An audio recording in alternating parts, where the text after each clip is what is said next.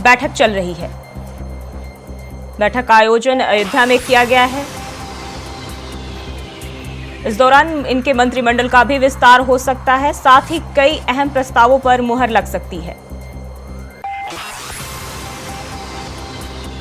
तस्वीरें अयोध्या से साझा कर रहे हैं, जहां योगी कैबिनेट की बैठक जो है वो जारी है।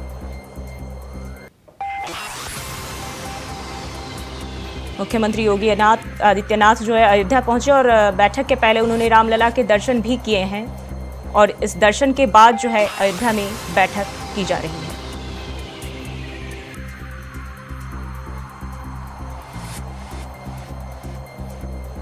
इस दौरान कई अहम प्रस्तावों पर जो है मुहर लग सकती है। योगी कैबिनेट की मंत्रिमंडल का विस्तार भी हो सकता है।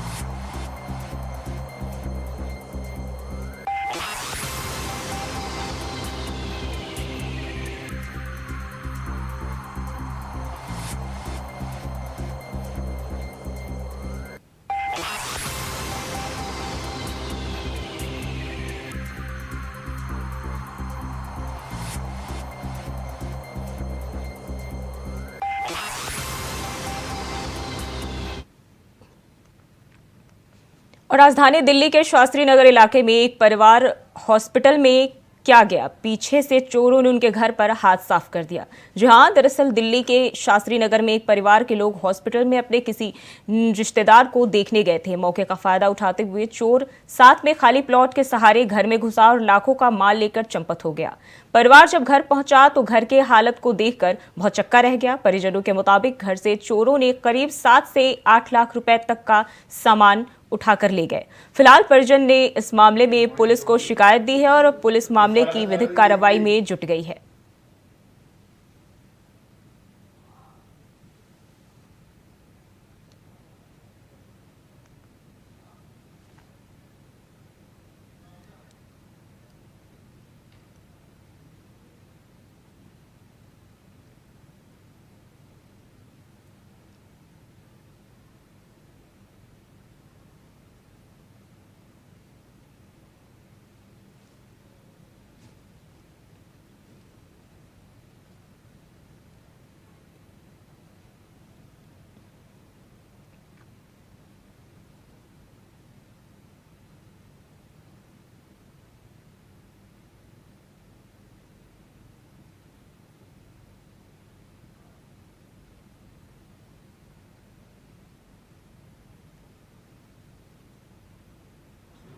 जब पूछेंगे एक बार वो वीडियो बना देंगे। एक भेजी दो भेजिए, एक वीडियो भेजी दो भेजिए। अभी तो एक ही आई है, एक अपनी भेज तो मैंने 2-3 दी। पुलिस वाले आज के बाद यार वो टाइगर कमांड वाले को फोन कर देगा ना तो फायदा हो जाता। ये भाई सारी भेज दे यार, मेरा काम है कि हमारी रिकवरी हो जाए। तो 2 सालों का प्रेशर ये सारा का सारा ये भाई की। और हजारीबाग में बिहार के मुख्यमंत्री नीतीश कुमार के द्वारा बिहार के विधानसभा और विधान परिषद में दिए गए जनसंख्या नियंत्रण पर अमर्यादित बयान विरोध देखने को मिल रहा है। बता दें कि भाजपा महिला मूर्ति से जुड़ी हुई महिलाओं ने गुरुवार को विरोध कर कहा कि इनका बयान कहीं से भी माफी लायक नहीं है और अपने इस बयान के लिए अगर उन्हें शर्म बची है उनमें तो मुख्यमंत्री पद से अपना त्यागपत्र दे दे।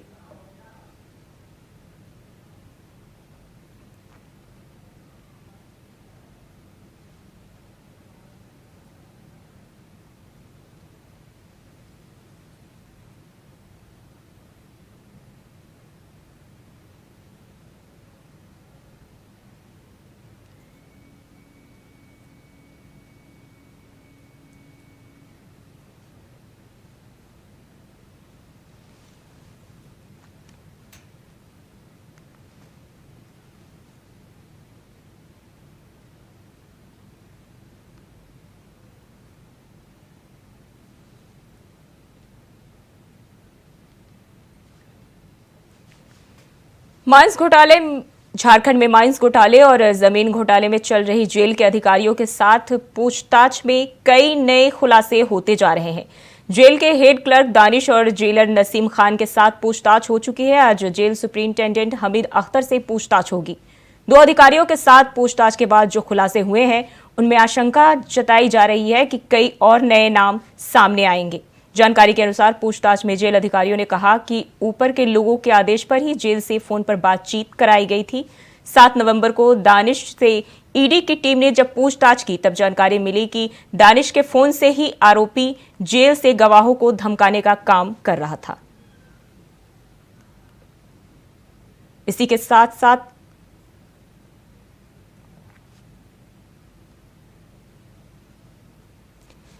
ब्रेक के बाद स्वागत है आपका। झारखंड में माइंस घोटाले और जमीन घोटाले में चल रही जेल के अधिकारियों के साथ पूछताछ में कई नए खुलासे होते जा रहे हैं। जेल के हेड क्लर्क दानिश और जेलर नसीम खान के साथ पूछताछ हो चुकी है। आज जेल सुप्रिंटेंडेंट हमीद अख्तर से पूछताछ होगी। साथ ही पूछताछ के बाद जो खुलासे हुए उसमें आशंका जताई जा रही है कि कई और नए नाम सामने आएंगे। जानकारी के अनुसार पूछताछ में जेल अधिकारियों ने कहा कि उनके ऊपर लोगों के आदेश पर ही जेल से फोन पर बातचीत कराई गई थी। 7 नवंबर को दानिश से ईडी की टीम ने जब पूछताछ की थी तब जानकारी मिली थी कि दानिश के फोन से ही आरोपी जेल से गवाहों को धमकाने का काम कर रहा था। इसके साथ साथ इसी फोन से ईडी के खिलाफ साजिश रची जा रही थी। गौरतलब है कि माइंस घोटाले और जमीन घोटाले की जांच कर रही ईडी को इस बात के संकेत मिले थे कि जेल से ईडी के अधिकारियों और जांचकर्ताओं के खिलाफ साजिश रची जा रही थी। दोनों मामलों में ईडी की गिरफ्त में आने के बाद जेल में बंद आईएएस अधिकारियों के साथ साथ सत्ता के दलालों, राजनीतिक जगत से जुड़े नेताओं और दलालों की तरफ से एक साजिश की बात सामने आ रही है।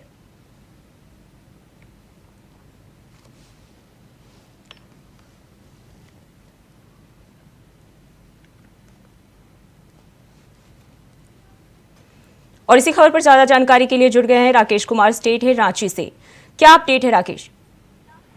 देखिए जूही, जिस तरीके से ईडी की कार्रवाई तेजी से चल रही है, पूछताछ का दौर चल रहा है और ऐसे में आज फिर से जेल सुपरिटेंडेंट को बुलाया गया है और हो सकता है कि तीनों से बातचीत के बाद से ईडी और भी कार्रवाई करने की कोशिश करेगी, क्योंकि जो कुछ सुराग मिले हैं, जो कुछ जांच के दौरान, बातचीत के दौरान पता चला है, उसमें कई ऐसे नए खुलासे सामने आए हैं जिसको लेकर अब ईडी की कार्रवाई तेज भी हो सकती है। अब तक जो सूत्रों से मिली जानकारी के अनुसार ईडी की टीम को जब पूछताछ के क्रम में पता चला है कि कुछ ऊपर के अधिकारी, यानी कि ऊपर के अधिकारी कौन है, इसकी जानकारी ईडी की टीम लेने की कोशिश कर रही है कि कौन कौन लोगों के कहने पे गवाहों के साथ जेल के अंदर से फोन पे बात कराया जाता था, या फिर साजिश रचने की जो बात आई है कि ईडी के लोगों के बीच कहीं न कहीं नक्सलियों को आना या फिर अन्य गतिविधियों को लेकर उनके खिलाफ साजिश रचे जाने की बात। तो इन सारे तथ्यों को एक आधार बनाने की कोशिश जरूर करेगी ईडी की टीम। और अब तक जो जानकारी मिल पाई है पूछताछ के क्रम में कि कई नए खुलासे हो सकते हैं और कई लोगों के नाम भी सामने आ सकते हैं। जी, अब तक जो पूछताछ हुई है उसमें क्या कुछ अपडेट निकल के सामने आया है?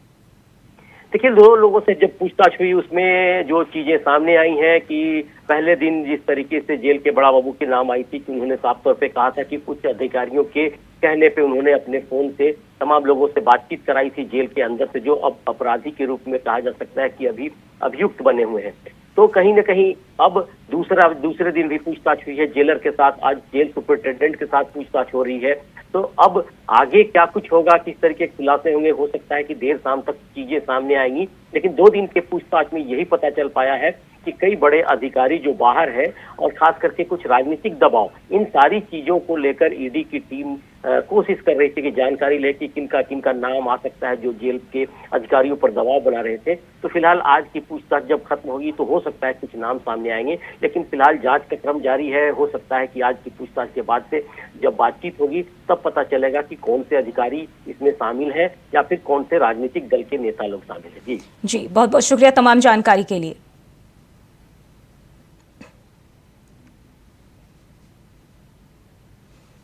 और सीधे चलते हैं चमोली, जहां मुख्यमंत्री पुष्कर सिंह धामी लाइव हैं। बहनों भाइयों और पुलिस एवं अन्य विभागों से आए हुए सभी अधिकारीगण, सभी हमारी पुलिस के जवान, हमारी माताएं, बहनें और बड़ी संख्या में आए हुए हमारे एनसीसी के कैडेट्स, साथ में हमारे प्रिय छात्र एवं छात्राएं, विद्यार्थीगण, बड़े बुजुर्ग, नौजवान किसी न किसी रूप में इसके सहभागी बने हैं, इसमें हमारा योगदान रहा है। हम सब जानते हैं कि बहुत सारे ऐसे काम जो हमारे सामने संपन्न हो रहे हैं, जिसकी हम कल्पना करते थे, वो सारे कार्य अब धरातल पर उतर रहे हैं। मैं आपको बताना चाहता हूं कि लंबे समय से आप सबको पता है, नकल हमारे प्रदेश के अंदर हमारे नौजवान भाई बहनों को लगातार उनको ठगने का काम, लगातार उनके साथ छल प्रपंच का काम इस नकल के अपराध के कारण से होता था। जो हमारे बच्चे मेहनत करते थे, लगातार अपनी पढ़ाई लिखाई करते थे, अपनी तैयारियां करते थे, उनका जब रिजल्ट आता था तो उनका रिजल्ट में नाम नहीं होता था। भाइयों बहनों, आप स्वयं अंदाजा लगाइए, हमारे पहाड़ में, हमारे सामान्य परिवारों में आम आदमी का बेटा किस प्रकार से बेटा और बेटी पढ़ाई करने के लिए जाते हैं, ये हमसे किसी से छिपा हुआ नहीं है कि अपने घर से थोड़े से संसाधनों में, कोई छोटी खेती से, कोई छोटे गाय को पालकर, भैंस को पालकर, घी, दूध और इस प्रकार का छोटा छोटा पूंजी जुटाकर, कोई सब्जी बेचकर, कोई अनाज बेचकर अपने बच्चों को पढ़ने के लिए भेजते थे। उसके बाद जब परीक्षा का रिजल्ट आता था, उनका नाम नहीं आता था भाइयों, आप सबको मालूम है। और हम पहली बार इन 23 सालों में प्रदेश के अंदर पूरे देश का सबसे सख्त नकल का कानून, सबसे सख्त नकल का अध्यादेश लेकर आए भाइयों बहनों। उसके कारण से आज जितने भी हमारे भाई बहन परीक्षाओं में बैठ रहे हैं, परीक्षाओं में वो एक में पास नहीं हो रहे, बल्कि जो एक में पास हो रहे हैं, एक में जिनका नंबर आ रहा है, उनका दूसरे में भी आ रहा है, उनका तीसरे में भी आ रहा है, चौथे में भी आ रहा है। मुझे खुशी होती है जब उनके माता पिता मिलते हैं और वो कहते हैं कि आपकी सरकार ये नकल का अध्यादेश जब से लेकर आई है, हमारे बच्चों को भी उत्तीर्ण होने का अवसर मिल रहा है। भाइयों बहनों, अभी मैं मुंबई गया था, मुंबई के हमारे सभी उत्तराखंड के प्रवासी भाई बहनों ने वहां पर एक अलग से इस पर एक फिल्म बनाई थी, छोटी सी, एक उन्होंने नाट्य रूपांतरण मंच पर करा। और आज केवल प्रदेश के अंदर ही नहीं, हमारे राज्य के, हमारे देश के दूसरे राज्यों में भी हमारे इस नकल अध्यादेश की चर्चा होती है, तो निश्चित रूप से मैं इसका श्रेय भी आप सबको देना चाहता हूं। इसी प्रकार से प्रदेश के अंदर सबसे सख्त धर्मांतरण का कानून भी हमने लागू किया है। मातृशक्ति के हित में हमारी माताएं बहनें किन कठिन परिस्थितियों में राज्य के अंदर काम करती हैं, राज्य के बनाने में उनका कितना बड़ा योगदान है, कौन भूल सकता है। इसलिए हमने तय किया कि हम राज्य की हमारी माताओं बहनों के लिए सरकारी सभी नौकरियों में 30% का आरक्षण हो, उसके लिए हमने विधानसभा में विधेयक बनाया है। इसी प्रकार से समान नागरिक संहिता, देश के अंदर बड़ी मांग रही है लंबे समय से कि देश में समान नागरिक संहिता का कानून होना चाहिए।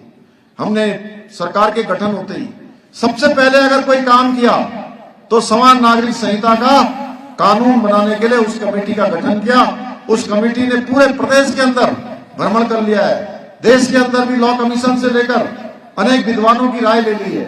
जल्दी ही हमको उस कमेटी का ड्राफ्ट मिलने वाला है। जैसे ही हमको ड्राफ्ट मिलेगा, भाइयों बहनों, हम उत्तराखंड के अंदर आप सबके आशीर्वाद से समान नागरिक संहिता का कानून लागू कर देंगे।